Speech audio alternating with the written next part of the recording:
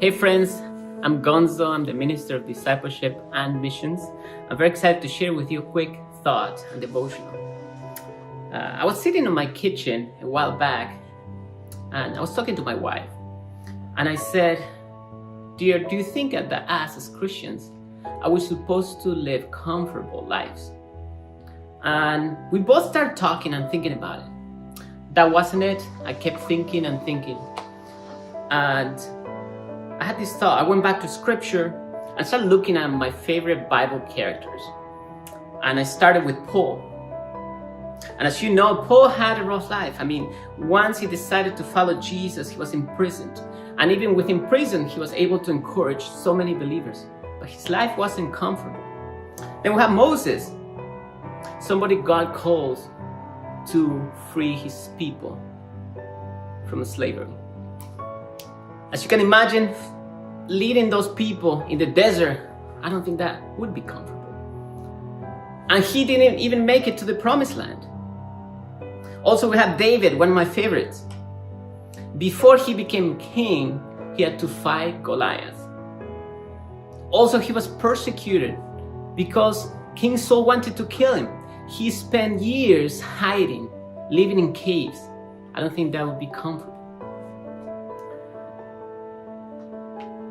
But the gospel, once we are born again in the Spirit of God, we're called to partake in God's mission. And that's why God calls us, not because He wants us to kind of like suffer with Him, but because He has a big purpose for us and He wants to form us. Luke 9:23-24 says, "Then He said to them all, 'Whoever wants to be my disciple must deny themselves and take up their cross daily and follow me. For whoever wants to save their life will lose it, but whoever loses their life for my sake will save it.'" I don't know you, but I have wondered this. It's like, that sounds a little bit, arrogant. It's like, come on, God. Why do we need to suffer for the gospel? What's the reason of that? You don't need anything from us. You have everything. Why do you even need our worship? But the reality is that we only respond to what God already did for us. You see, as we follow Jesus, we're responding to what He did. One of my favorite verses is a very short one. It's 1 John 4:19. It says, "We love because He first loved us." Anything we do that matters in life, we do because He already did it for us. We suffer because He already suffered for us, to the point that He gave up His life for our sake. So this season of Lent, I want to challenge you.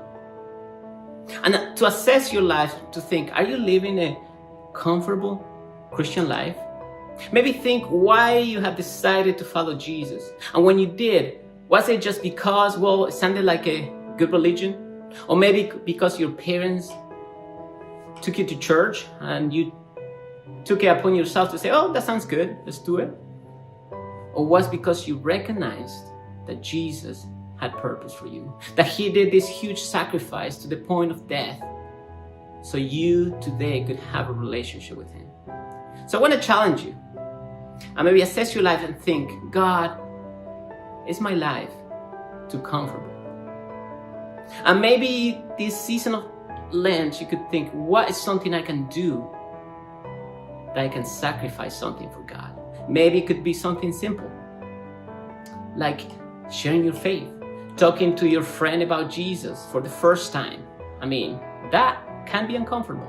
Maybe inviting somebody to church this Easter, right? Somebody that hasn't been to church in a long time. Maybe for some of you it would be a little bit bigger. Maybe God is calling you to dedicate more time to the scripture. Maybe get up a little bit earlier. Or maybe even change careers. Give up a lot of opportunities to serve God, no matter what it is. If you're living a life that's too comfortable, ask yourself, am I really living according to God's will for my life? So my question to you today is, what are you going to sacrifice for Jesus?